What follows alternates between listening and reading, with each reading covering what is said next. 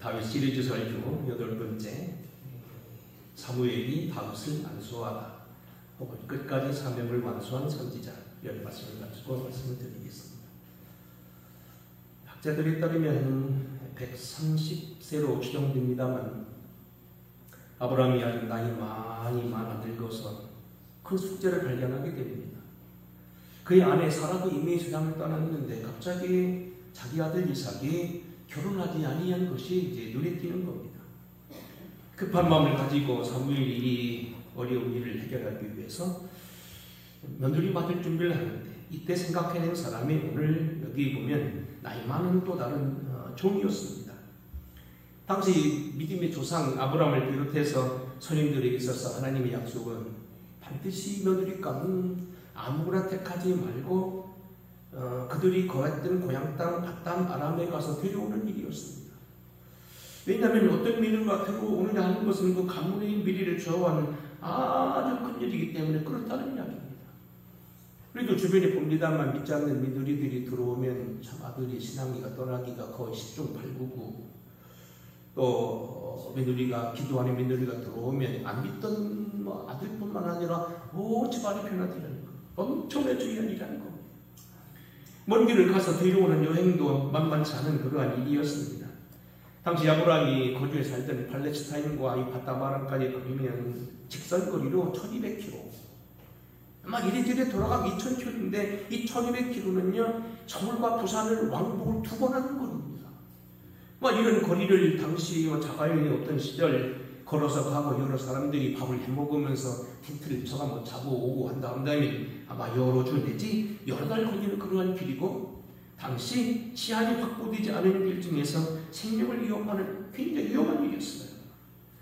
또 큰 문제는 결혼은 일생에 한 번 있는 일, 한 번에 끝내야 되지, 잘못하게 되면 되돌릴 수 없는 일이 결혼이다. 마음이 맞고 하나님 마음에, 아브라함 마음에, 그리고 신랑의 마음에 맞는 귀속감 신부를 데려오는 일, 힘든 일이 아닐 수 없습니다. 또 하나 변수는요 이런 거예요. 다행히 자기들이 마음에 들어서 택한 아내 신부감을 만났다 하더라도 문제는 그 신부가 갑자기 나타난 남부로는 이러한 종을 따라서 오겠느냐 하는 이야기입니다. 당신이 정말 큰 먼 거리에서 여기까지 오겠느냐, 아무리 좋은 교육과 가르침이 있어도 사실 듣겠느냐 그런 얘기예요. 그래서 이 중차대한 이 문제를 위해서 아브라함이 늙은 종 하나를 골라서 그에게 맹세를 시키고, 당시 맹세 방법위에서 사타구니에 손을 넣고 맹세를 합니다. 그리고 여러 가지 탕구를 해서 그런 먼 길로 그를 파송해 보내는 겁니다.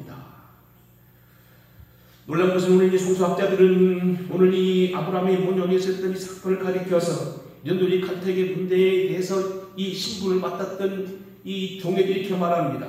이것은 다름 아닌 엘리에셀이었을 것이다. 창세기 15장에 보게 되면 엘리에셀이라는 이름이 이렇게 나옵니다. 이후에 여호와의 말씀이 환상 중에 아브라함에게 임하여 이르시되, 아브라함아 두려워하지 말라. 나는 네 방패요 너의 지극히 큰 상급이니라. 아브라함이 이르되 주 여호와여 무엇을 내게 주시려 하시나이까? 나는 자식이 없사오니 나의 상속자는 이 다메섹 사람 엘리에셀이니이다. 아브라함이 또 이르되 주께서 내게 씨를 주지 아니하셨으므로 내 집에서 길린 자가 내 상속자가 될 것입니다.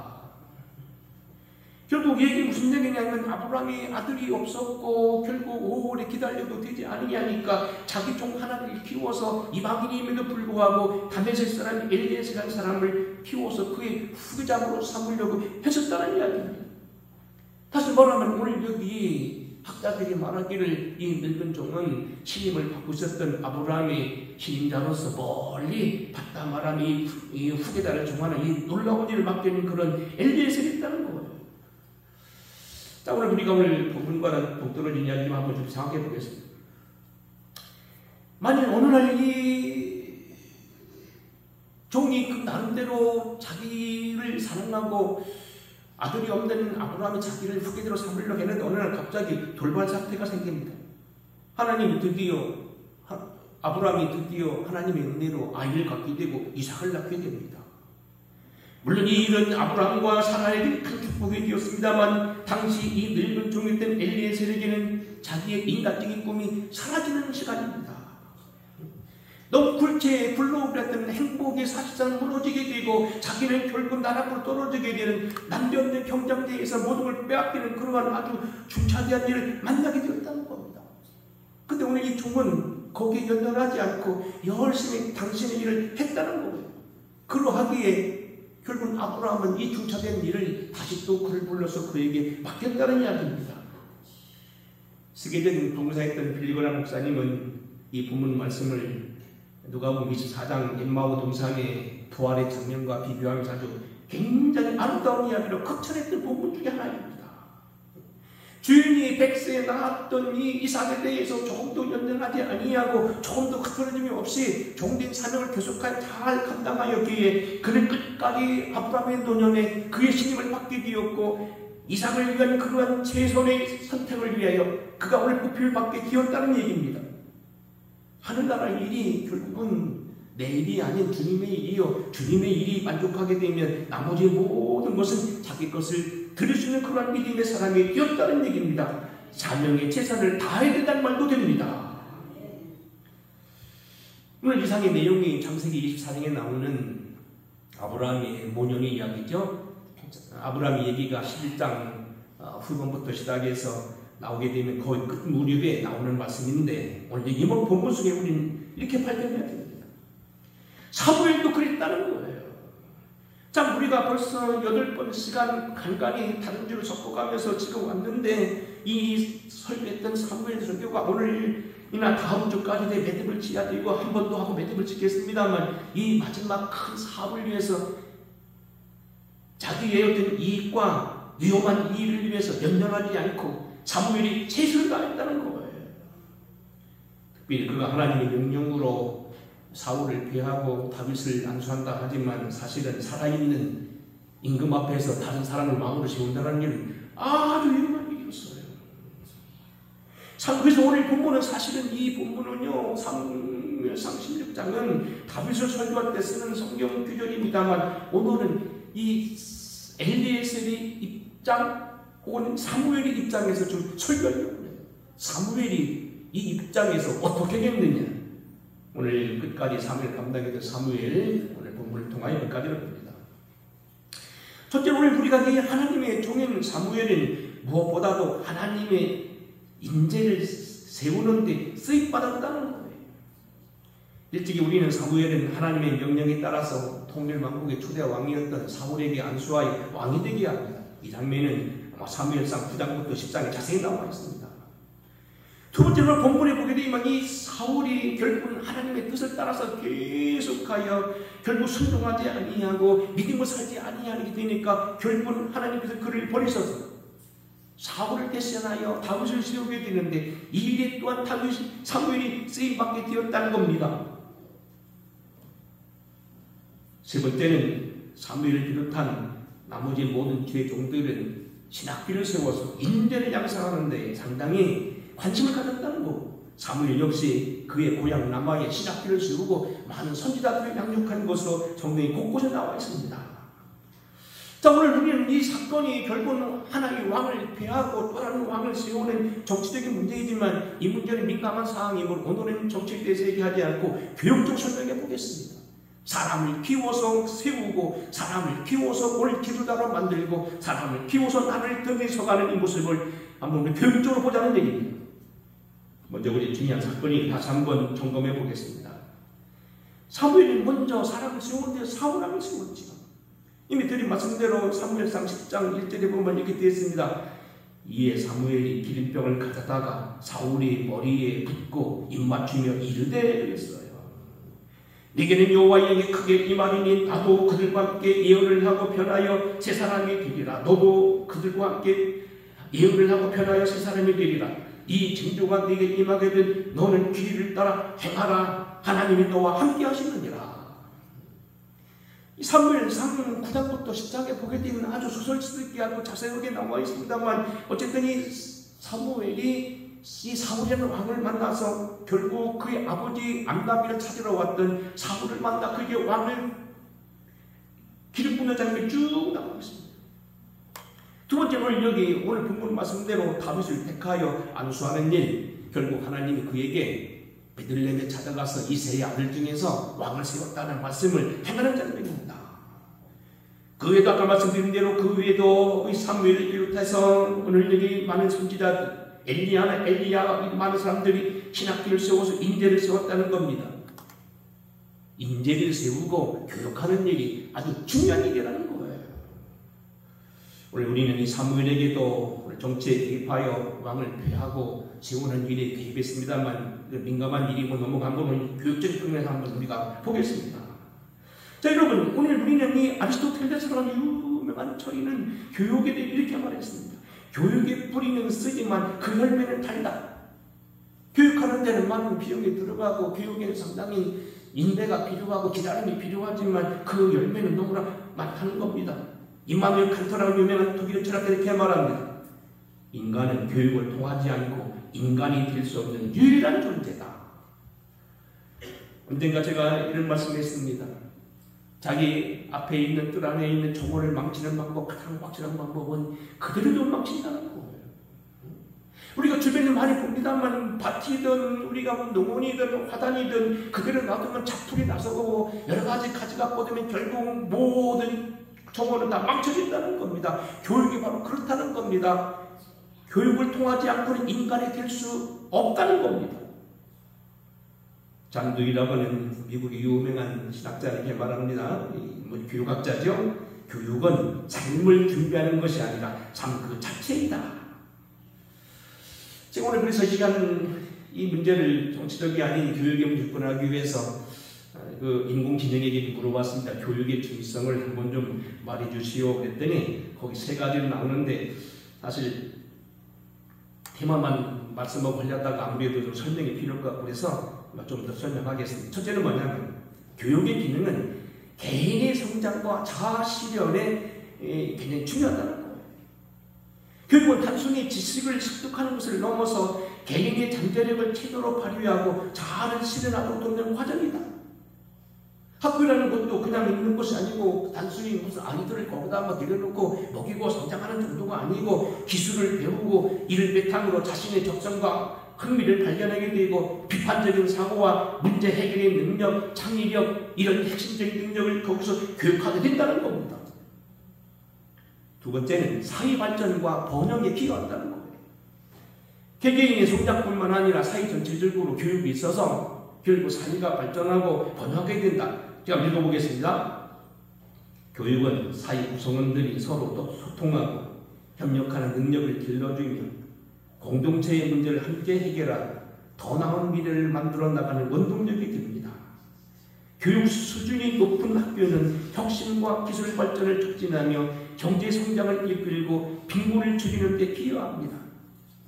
교육은 사회적 불평등을 해소하고 사회 통합을 촉진하는 중요한 수단이 됩니다. 모든 사람이 양질의 교육을 기회를 얻을 때 사회는 공정하고 안정적으로 발전할 수 있습니다.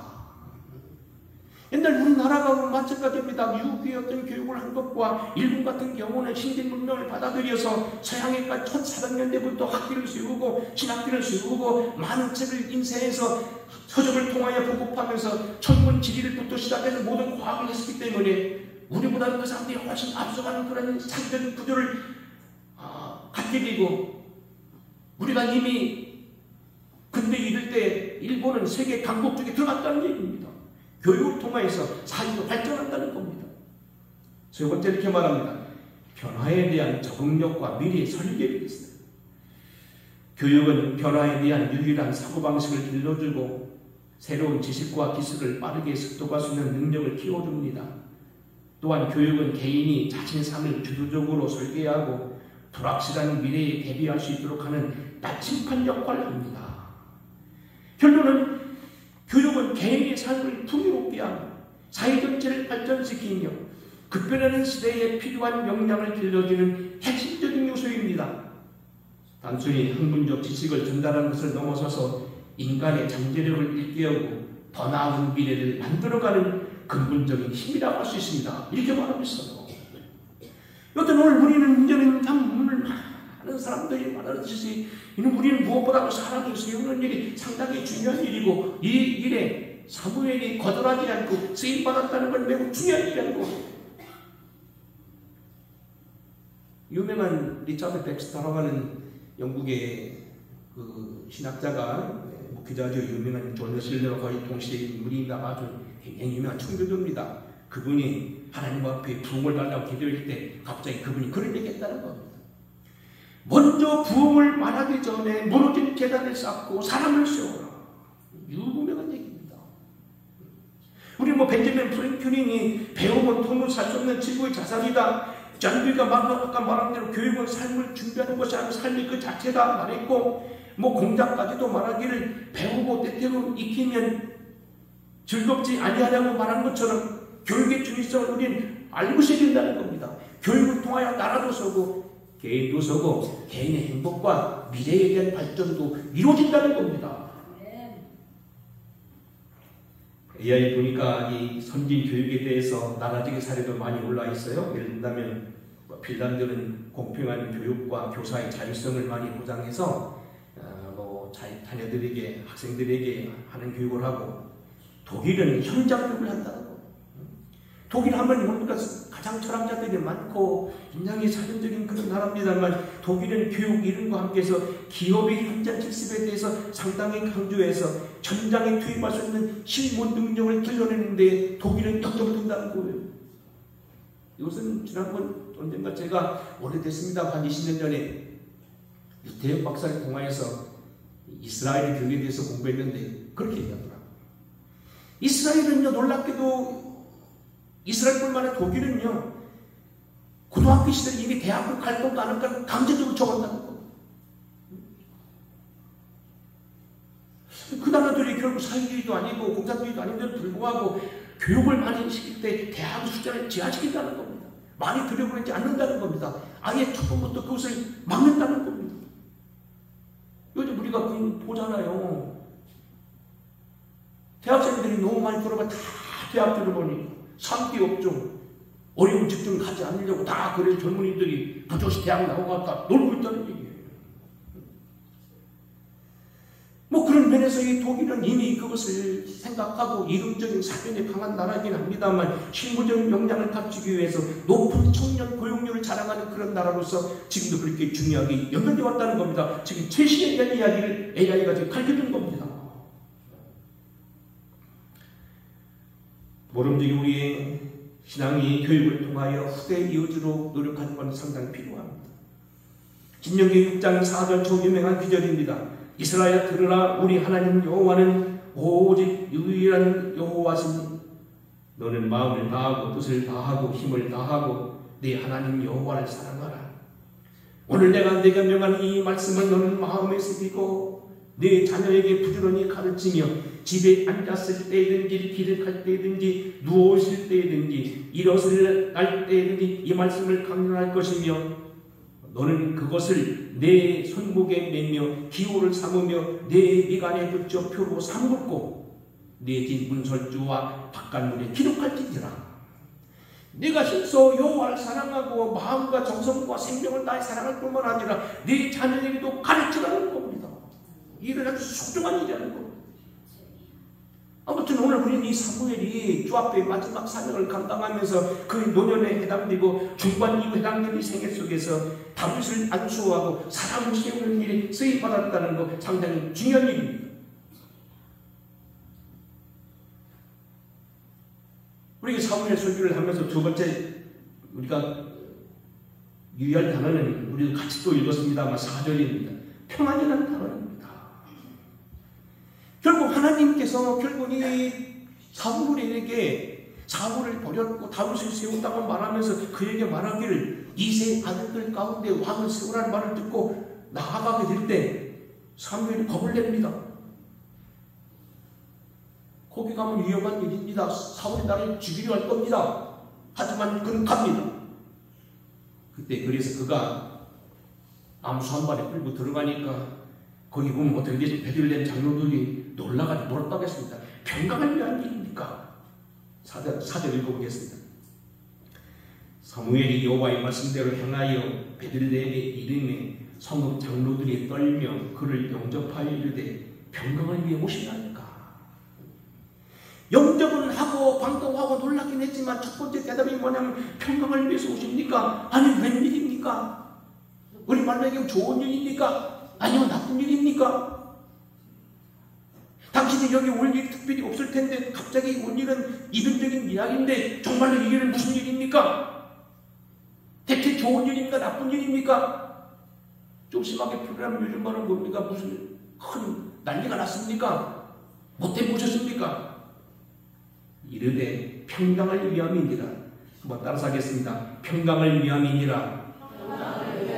평강을 위함이니라. 여러분 이 말은 무슨 얘기냐면요, 다윗을 세워서 인대를 세우고 하나님 마음에 세우는 일은요 평화의 일이요 축복의 일이라는 거예요. 이르되 평강을 위함이니라. 내가 여호와께 제사하러 왔고 이새와 그의 아들들을 성결하게 하고 그들을 청하라. 평강이라고 하는 단어입니다. 사실 오늘 여기서 우리가 이 평강이라는 단어가 상당히 중요한 얘기인데 바로 이런 얘기입니다. 인재가 바로 쓰는 일은 나라가 잘 되는 일뿐만 아니라 하나님께 평강이라는 말로 쓰인다는 거예요. 참고로 말씀드리면 이 평강이라는 말은 그리스 말로 에이레네고요. 여러분 잘 아는 대로 히브리어는 살롬이라고 하는 말입니다. 근데 이 말은요 단순한 용어가 아닌 아주 중요한 신학적인 용어라는 거예요. 평강이라는 말은 우리나라 말로요 어떤 때 보면 똑같은 에이레네 살롬이지만 평강이라는 말도 번역되어 있고 평화라는 말도 번역되어 있고 평강이라는 말도 번역되어 있는데 그 창세기와 안녕이라는 말도 되어 있는데 이 말은 무슨 얘기냐면 인간이 인간답게 살기 위하여서 주어지는 조건 속에 가장 최적의 조건이 평강입니다.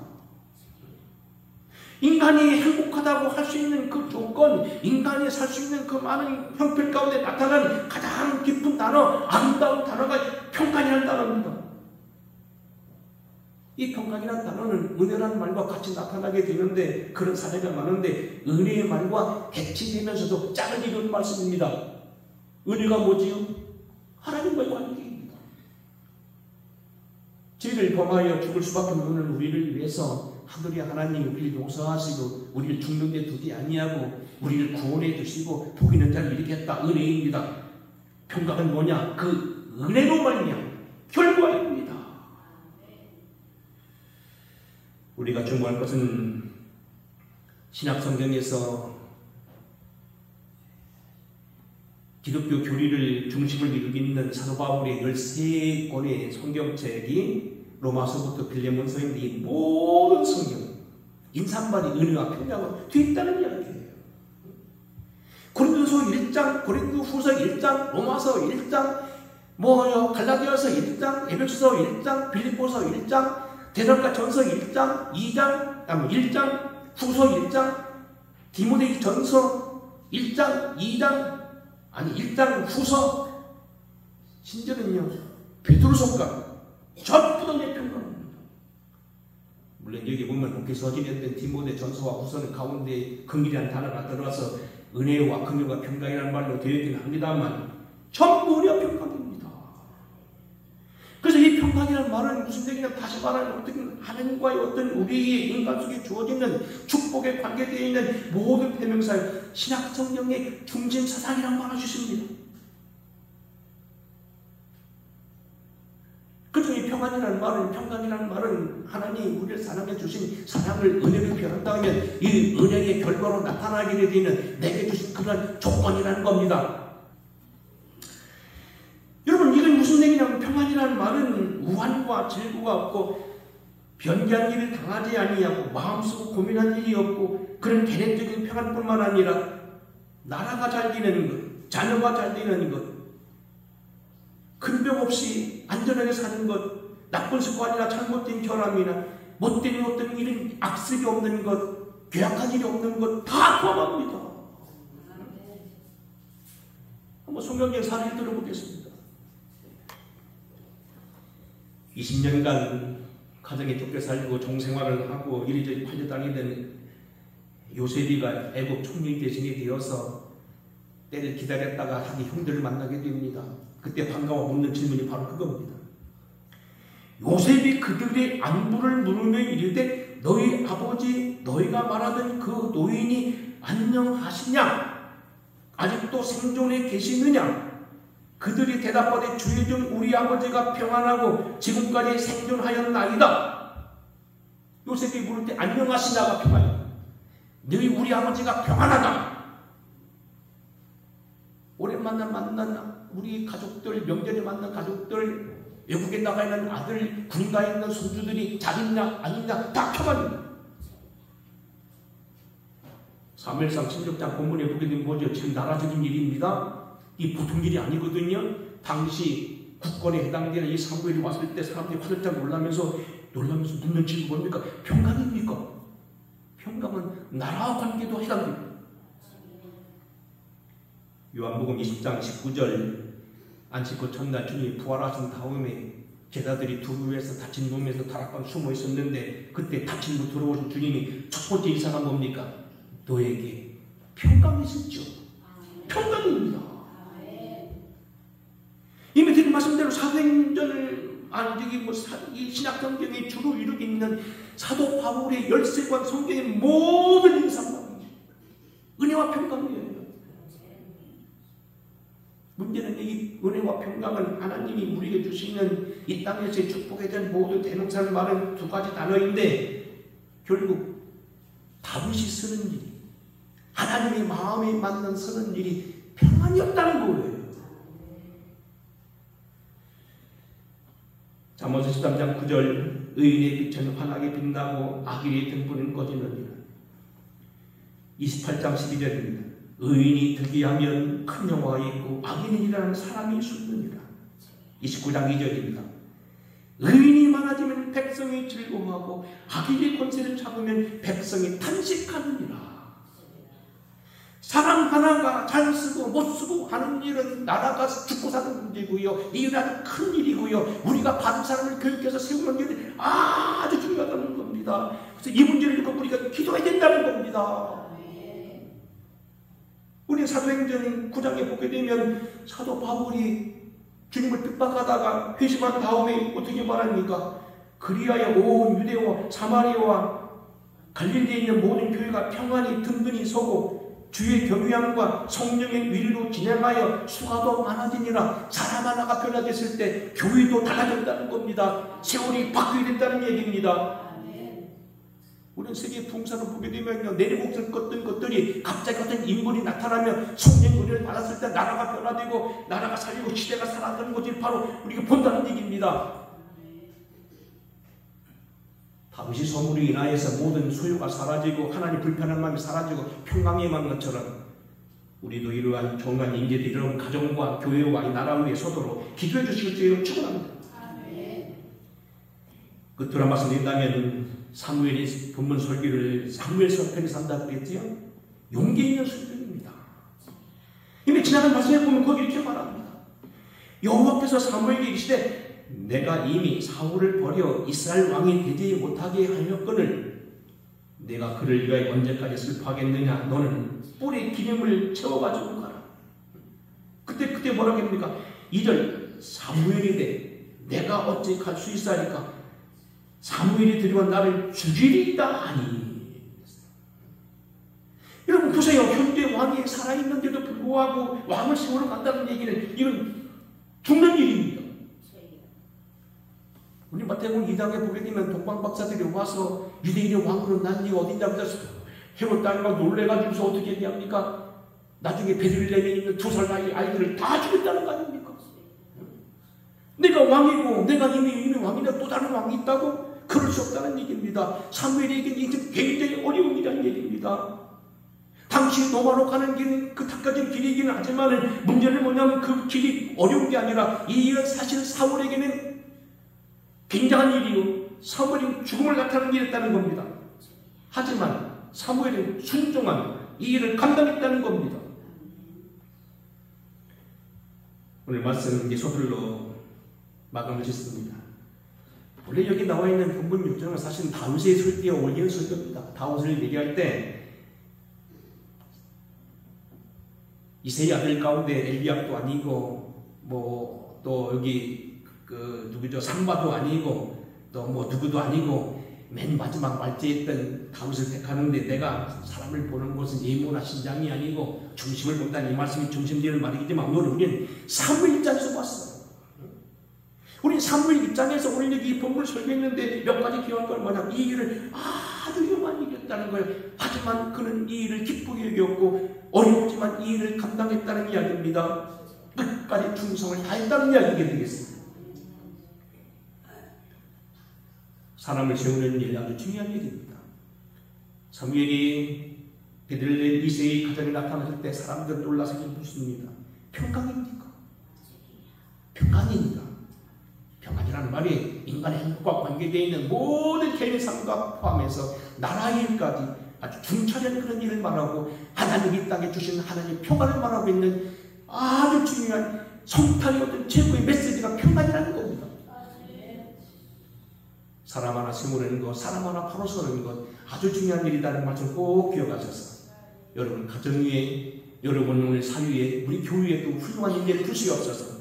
나라에도 의인들이 많아지게 하여 주시옵소서. 의인들이 특세하게 하여 주시옵소서. 저와 여러분의 기도가 되기를 주의 이름으로 축원합니다.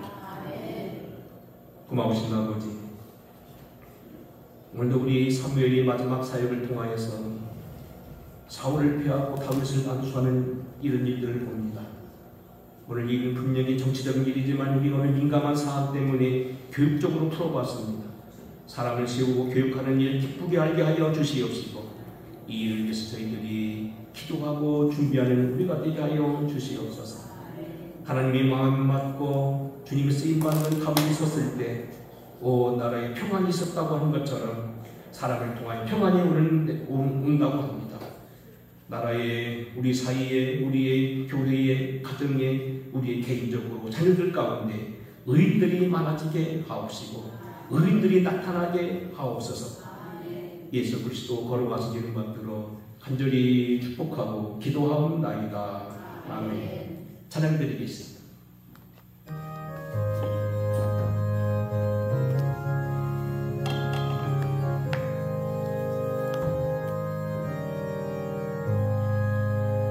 잠시 세상에 내가 살면서 항상 찬송 부르다가 나를 저물어오라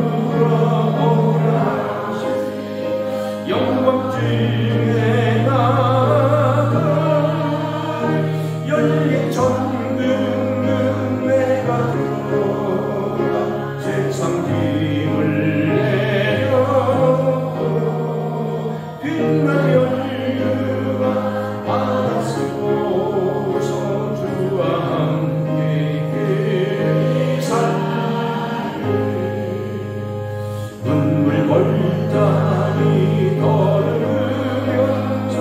나의 갈길